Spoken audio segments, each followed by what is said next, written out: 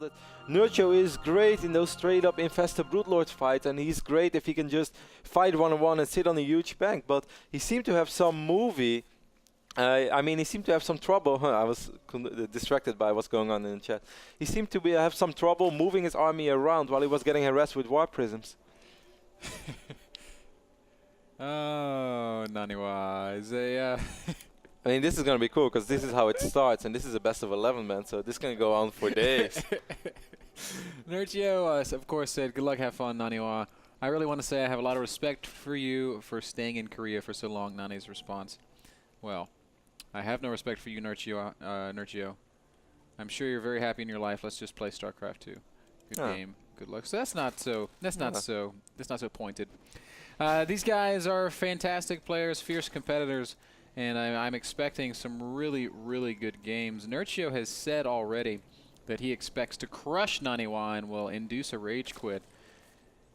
And, well, Naniwa is obviously not somebody that wants to allow that to happen. We'll see exactly what happens. 14 pool does go down for Nerchio. Yeah, so no earlier pool for Nerchio. If you guys watch Nerchio's ZVP a lot, you will notice that certainly in the past, often he went for 12 or 13 pool openings and then just make 6 links immediately, rally them across the map, and always force at least some sort of a reaction out of the Protoss player. Naniwa is going to open up with the Forge, man, so he's going to get Forge before Nexus. Does not want to have to worry about potential links making their way over across the map. With 14 pool, that's a little less likely, but it's always possible. If he goes to 6 to 8 links, it can be pretty annoying. Yeah, you're absolutely right. I do expect that we'll see some of that kind of play out of Nerchio at some point, maybe a couple times throughout the day, but not here on Ohana, not on the first map, as he's just going to make that first queen. 4 lings. He will probably run these lings straight across, as he so often does, and even if he can get just 1 or 2 lings up into the main base of Naniwa, it's very frustrating to deal with. Certainly, because as Protoss, you not only have to worry about it, lose a bit of mining time. There's often this moment where you already sort of want to work towards to what your follow-up plan was, but you don't want to drop a Stargate, or you don't want to take additional Vespian guises, as long as those links are running around, man. Yeah, that's exactly right. And you know, getting Zergling. Oh, Nerchio super fast 3 base. This is going to go down before the 4-minute mark. 4 minutes, yeah. Or well, he could have. Ah! Nah, there he goes. I was so right, man. Didn't lie. Bam. 9 AM and I still didn't lie. And Nani does a great job of scouting it right away. And is going to just head right back home with that probe. Has confirmed Nerchio's early game intentions. And will continue playing his own normal game. Now, Nani, stylistically, Kevin, what does his PvZ historically look like? And what do you think we're going to see out of him today? I mean, we all remember the Tweety ones made by Force Expander, died trying. That's how it's been for a while. And PvZ has been sort of the biggest problem for Naniwa over the course of the last few months. But every now and then he displayed some great play as well. We remember his best of 5 against Dongrigo in the quarterfinals. That was so close, where he showed a couple of really interesting gate openers. And even MC made a tweet about it, like, "Oh, your build order is so strong," which was kind of funny. Nice to see those two guys having some friendly banter. But Nani's been aggressive over the course of the last few months, and he's been relying on Blinkstalker / Immortal attacks. Certainly up to a phase where normally you already feel like as a Protoss, if you want to move out right now, you're going to have Colossus or you're going to have Storm, but just have only Blinkstalkers and Immortals and Sentries is a little bit weird in that phase of the game. But Naniwa has often made it work, man. Nerchio conversely plays some pretty standard Zerg styles, though he's not afraid to mix in some mutaplay from time to time. No, not at all. Thus far in this game, he is just now going to be taking his gases at about the 6-minute mark. Again, this is very standard of the Zerg player that wants to go sort of Stefano-style Mass Roach, which is something that Nerchio does exceptionally well, often transitioning right up to Infestor Broodlord, where he's got some of the just best late-game Zerg army control that you can ever even ask for. One Zealot made his way across the map, and he's going to try to pick off a drone or two, but as long as Nerchio micros properly, that's not going to work. Oh, it was so close. Naniwa almost got it, but very nice micro by Nerchio. 3 drones in the red, none of them end up dead. Nerchio comes out wow, ahead. Ben, boss. Oh, triple rhyme, look at you. Look at you go, son. Twilight Council being walked in for Naniwa, while +1 has already been spinning for a little while, so it kind of looked like maybe some 4-gate +1 aggression, but that's not going to be the case at all, man.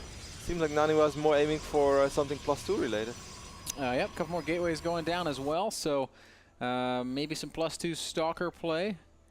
Of course, that's one real possibility. What are you giggling at, Can't Kev? believe you bust out that rhyme so early in the morning. Sometimes you try so hard and you fail. And now you just I only fail when I try to rhyme cities, man. I can't. My brain just. I can't put the pieces together. 12 drones morphing for Nerchio, Ben, as he's just working on his economy right now. He's going to go up to 57 drones, pretty much Uncle 10 at 64 soon. You can also see the lay attack going down, Roach 1. It's over here. Being morphed in the first evolution chamber as well, so pretty standard so far. And knowing Nerchio, Ben, he loves games like this, where Protoss, if there's one thing that Nerchio still hates about Protoss, it's these aggression builds. These 2-base all-ins, super quick 7 gates or 6 gates, 7 gate +1, just stuff like that. That's the stuff where you can still sometimes surprise Nerchio with. But as long as Nerchio gets the time to do whatever he wants, I feel he's super comfortable in PvZ. Well, he's got all the time in the world right now, Kevin, as Naniwa has just thrown down a 3rd Nexus. And wow, man, Nerchio has just been completely uncontested as he drones all the way up almost to 80. It's quite risky, man, because he's going to go past 80 drones now. Nerchio knows about this, of course, because of the overlords. He knows exactly everything that's going on. It's a little bit risky, man, because if you take a look at Naniwa's point of view right now, there's really not all that much that he was able to see across the map. So in this moment, yes, this is Nerchio, but imagine if he would have just made an insane amount of speedlings and roaches. This could have been quite hard to hold. Right now the rocks are down, so I guess he's going to add in an Immortal in the mix soon as well, even though Robotics Bay is down already. Man, Naniwa's playing this really quite greedy, but he can get away with it because all that Nerchio has been doing so far is droning up. And as we say that, he starts to transition over into that unit production mode. Of course, at 80 drones, he doesn't really need any more workers. And Nerchio is just going to produce a lot of lings. He's got his infestation pit down, getting roach speed. Zergling upgrades, those are ultimately going to translate to broodling upgrades, as Nerchio will probably go all the way up to Hive and get some broodlords into play. You know, the funny thing is as well, Ben, how Naniwa has played this so far. Ooh, one Ling always makes his way into the Nerchio. Is that if I was Naniwa right now and I would have played this style, I would have been so afraid. I would be making cannons all around. You know, just feel like, as long as I hold this expand, I need a couple of cannons. I would get additional cannons. He did block a pylon over here, so that buys him a little bit of time. Because before that, it was just this flimsy sentry which was standing over here. So he needed to have really quick reactions. But Naniwa is playing this convincing, Ben, so far. Or at least with a lot of confidence. He's managed to safely get out to 3 bases. The problem for Naniwa is going to be the next, I don't know, however long this game goes on, as Nerchio has really freely gotten to the comfortable place that every Zerg wants to be. A strong 4-base economy. He's starting to spine up. His Hive tech is finishing. Ohana is a hard map to really spine up, though. I mean, we've seen it a lot in the past, and of course you can build your little forest over here, and then you can have this wall with spine crawlers over here, but that's already quite a large area that you want to cover with spine crawlers, so that also costs a lot of money. It's true. It's a very expensive thing to do, but we do see Nerchio starting to do that. He's just building spines and then cycling in more drones, building spines, cycling in more drones. Hasn't really bothered maxing out yet. Of course, we know it's possible for Zerg players to max out as fast as like 11 minutes and about 30 seconds. But no, Nerchio, he didn't bother. I mean, he could have, of course, as you mentioned, Ben, on cheap units, but Nerchio ain't doing that. Nerchio is stacking really hard. This is a great Aspire morphing, Ben, at 12 minutes and 45 seconds. So all the pre-Hive timings that you perhaps have in your mind as a Protoss player, like if I would have gone for any sort of 3-base play, by the time I would arrive, Broodlords would be out right now. And a lot of them are morphing. Naniwa's also managed to field a pretty impressive army. He's at about 150 supply right now. Blink Stalkers and Colossi, single Immortal, and a few sentries in the mix. And by the time that he's probably going to attack, Ben, he's going to have +3. War Prism is in production now as well. He has so many gates. This is really going to be a strong attack, but I feel that what the Nerchio should do right now, Ben, is sort of make sure that you have enough Corruptors to kill the Colossus, but he also has to be careful that he doesn't overproduce Colossus, so that he still has an answer to the Blink Stalkers, because I guess the moment Naniwa is going to lose these Colossus, he's just going to reinforce with more and more Stalkers, and soon with +3 upgrades. There are 6 Corruptors out, 6 more in production. That's not enough to just instantly destroy those Colossi. But I think it is going to be enough with these spine Oh, crawlers. those to fungals. be a really big problem for Naniwa as those first fungals do go down. No Colossi falling yet, but great use of these infestors by Nerchio. Perfect position right behind those spine crawlers, and Naniwa's first army easily turned back. Oh, those fungals were just amazing. Naniwa's War Prisoner is making his way into the main base though, and there are absolutely no units over here from Nerchio. He's going to send quite a few links right now. Still going to have to worry about this. Offensive blink, he's going to try to snipe infestors, but will also end up losing a lot of stalkers. Yeah, Lings coming in and catching quite a few stalkers. Over the main base, Nerchio did deal with that warp, and he's now bringing those initial Zerglings back to help with this defense. Naniwa basically producing pure blink stalker right now. A single Broodlord is morphing, but Nerchio lost a lot of his Corruptors. I think he has 4 or 5 already, Ben. He has 5 already over here. Oh, wow. I didn't even catch those. That's going to lend a big hand in this defense, as Naniwa is going to have no choice but to blink backwards, and hasn't called the retreat just yet. What do you think about the attack, Ben? Do you think he perhaps should have tried to attack something else than the fort? Even though then you are more on creep and it's going to be harder to get yourself perfect positioning, it's also going to be much easier to spread out your army, because I felt the fungals is really what killed Naniwa over there. Wow, that's a really big Zealot Warp, and I would cancel that one, and that's exactly what Naniwa does. Naniwa has a lot of minerals during all this, Ben. Of course, he wasn't just able to take up his fort base freely as Nerchio was dropping creep over here. Man, really solid game so far by Nerchio. Nerchio is showing that he knows exactly how to play. If Protoss goes for greedy play, Nerchio is just happy with it. Nerchio didn't produce a single roach this entire time. It's one of the things that just blows me away. He has 136 Zerglings on the map. He's played pure Zergling Infestor up into Hive Tech, but he didn't really make any units at all until he had 80 drones. And Kevin, I think what this sort of translates to, going back to what you asked, what do I think about that attack, is I don't really think any attack is going to work against Nerchio when you just leave him completely alone for 12 minutes. Just, hey, Nerchio, do whatever you want for the first 12 minutes. We'll play later. It's funny, though, because I do feel, Nerchio actually is not going to have vision right now, Ben, because he's repositioning these Spore Crawlers. So he will end up losing the Infestation Pit. Meanwhile, a couple of Broodlings are starting to make their way into this army. TTs were annoying, but Nerchio right now has detection everywhere, while Nerchio is playing pretty much perfect. Yeah, he's handling the harass very, very nicely. To be fair, it's not... Oh, Greater Spire is going to get targeted here. This is really frustrating. Transfuse's going to go down. I don't know if Nerchio can save this Spire. Zergling's working as fast as they can on the Zealous, but the Greater Spire does fall. That's a painful loss for Nerchio. Certainly, because we only have 6 Broodlords right now. 6 Broodlords is pretty nice, Ben, but that's also an amount. The moment you blink below it and you pick off 2, 3 immediately, the remaining Broodlords become sort of irrelevant. Naniwa adds even more gates. Perhaps he would have benefited if he would have just taken a fort base over here rather than try to take it over here, because I feel this is extremely delayed by Nerchio's creep drop. Nerchio's already morphing a new Greater Spire. He had a second Spire nearly complete when he lost the first one. Where's the second Spire? It's somewhere else. It's hidden. Good boy, Nerchio. It's not a Demaga Spire. Oh, poor Dima. Dima, if you guys don't know, always likes to build 2 spires next to each other, so if it comes down to a base race scenario, he ends up losing both spires at the same time. We have 2 Colossus, Ben, 38 Blink Stalkers. I believe he has 3 1 upgrades right now. A couple of Broodlords making their way over, but you cannot blink into so many Zerglings.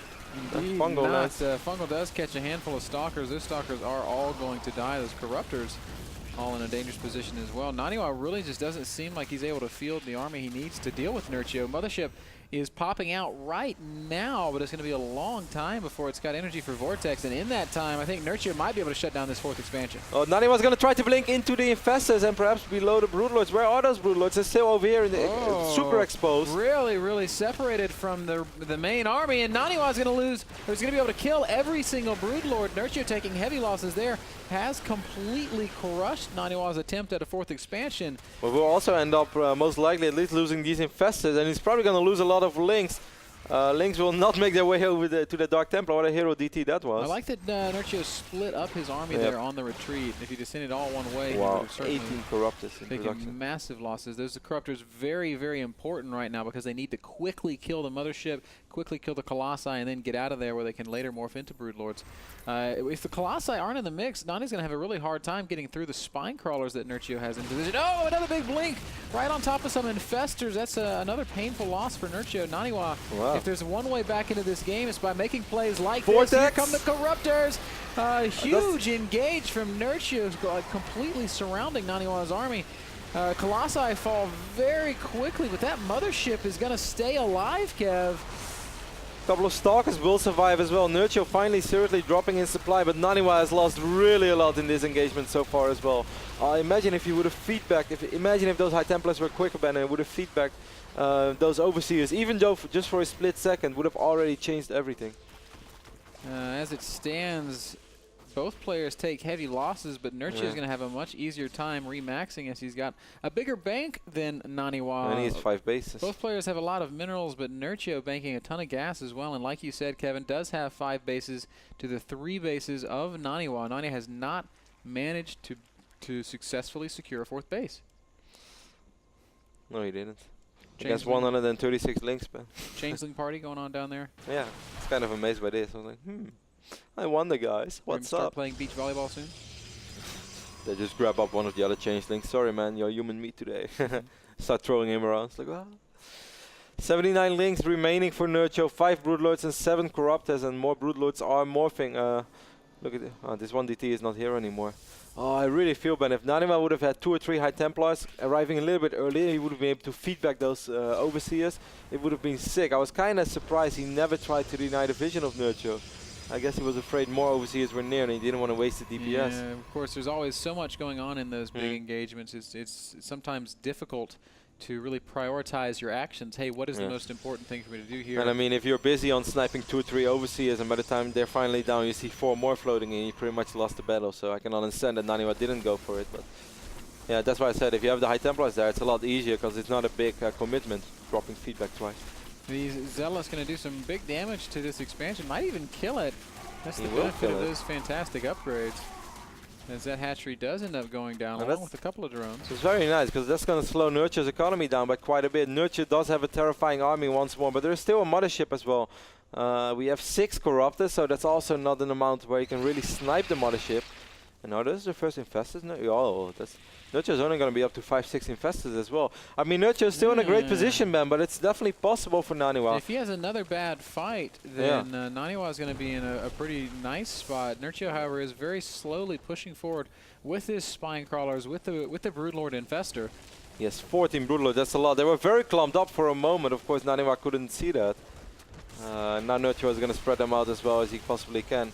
I think Naniwa can lose his base, but it's also going to be, oh, well, he's just going to drop the first Vortex. And that's kind of a whiff. He catches a couple of Broodlords, but that's really about it. There's spike still rollers. A ton of units, and Naniwa's going to blink up into these spines. That's a very dangerous maneuver. Some fungal being cast as well, and a lot of, wow, look at all the lings popping out of that Vortex, and they're just going to immediately surround what remains. Well played, GG. Is called by Naniwa, and game number 1 goes to Nerchio. An exciting 25-minute macro game, but Nerchio really seemed to have Nani's number the whole way. In the start, it was all good for Nerchio. As you said, man, if you give Nerchio the time to do whatever he wants, it seems like Nerchio loves those kind of play. Later on, however, I really felt that Naniwa did have a decent plan. I was surprised where he got the money from, because he was on 3 bases for so long, and he had a failed attack, yet he was able to muster out a really scary army, which even consisted of a mothership.